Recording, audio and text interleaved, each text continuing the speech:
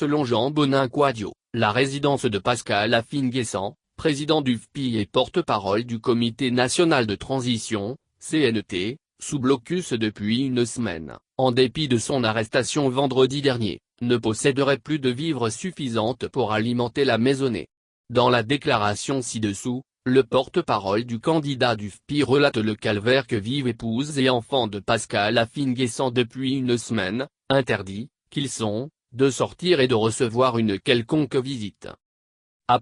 Libérer Angeline Killy et les enfants du président Affi. Libérez-les ou alors inculpez-les officiellement.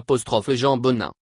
Depuis le mardi 3 novembre dernier, l'épouse du président Affi ainsi que ses enfants sont arbitrairement séquestrés dans leur résidence familiale. Ils ne peuvent ni en sortir ni même recevoir de simples visites. Évidemment, dans une telle situation, après 7 jours de séquestration, ils se retrouvent aujourd'hui sans réserve en vivres. Pire, l'épouse du président Affi, qui souffre d'hypertension artérielle, est également en rupture de médicaments hypotenseurs. Privés de soins et de visites médicales, voudrait-il atrocement les tuer, à petit feu, que les auteurs de cette abomination ne s'y prendraient pas autrement. De fait, leur est laissé le choix de mourir de faim ou de périr par la maladie. Un cas flagrant de non-assistance à personne en danger. Dans quelle démocratie une épouse doit-elle payer pour les actes reprochés à son conjoint? Le châtiment ici qui n'est certes pas corporel n'en reste pas moins une torture psychologique, acte que réprouvent la morale et le droit. Dans quel état de droit des enfants doivent-ils être privés de leur liberté constitutionnelle d'aller et venir uniquement parce qu'ils sont la progéniture d'un adversaire politique? Soumettre des enfants à un tel supplice est inhumain et donc indigne d'être humain.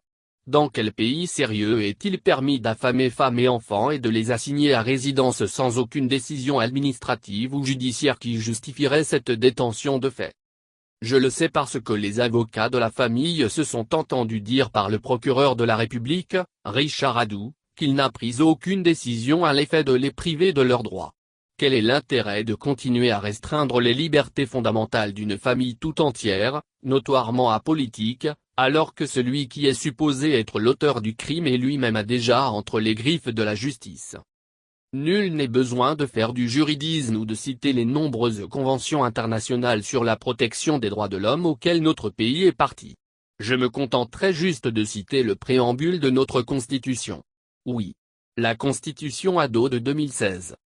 Elle proclame ceci: réaffirmons notre détermination à bâtir un État de droit dans lequel les droits de l'homme, les libertés publiques, la dignité de la personne humaine, la justice et la bonne gouvernance telles que définies dans les instruments juridiques internationaux auxquels la Côte d'Ivoire est partie, notamment la Charte des Nations Unies de 1945, la Déclaration universelle des droits de l'homme de 1948, la Charte africaine des droits de l'homme et des peuples de 1981 et ses protocoles additionnels, sont promus, protégés et garantis.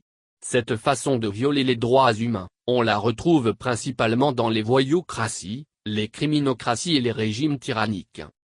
Mon pays, la Côte d'Ivoire, en est-il un? Cet acharnement sur un homme et sa famille révèle la haine qui anime ce régime, l'aveugle et le rend sourd à tout appel à la raison. Peut-être punirez-vous femmes et enfants jusqu'à la 3e génération afin que soit étanché votre vampirique soif de sang innocent, de vengeance et de revanche. Libérez Angeline Killy et les enfants du président Affi. Libérez-les ou alors inculpez-les officiellement du néo-crime politique d'appartenance à la filiation d'un adversaire politique. Ce qui manifestement est un crime très grave sous le régime de la Côte d'Ivoire solidaire.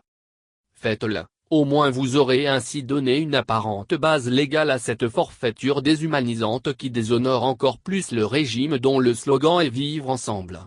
Continuez dans la barbarie mais gardez aussi à l'esprit que rien est éternel sur le plancher des vaches et que le retour de bâton pourrait être terrible. Ce n'est pas une menace. Ce n'est pas ma nature. Ceux qui menacent journellement de mort et du supplice de la chaise électrique ne sont pas de mon côté. Pensez-y quand même. Fraternellement vôtre.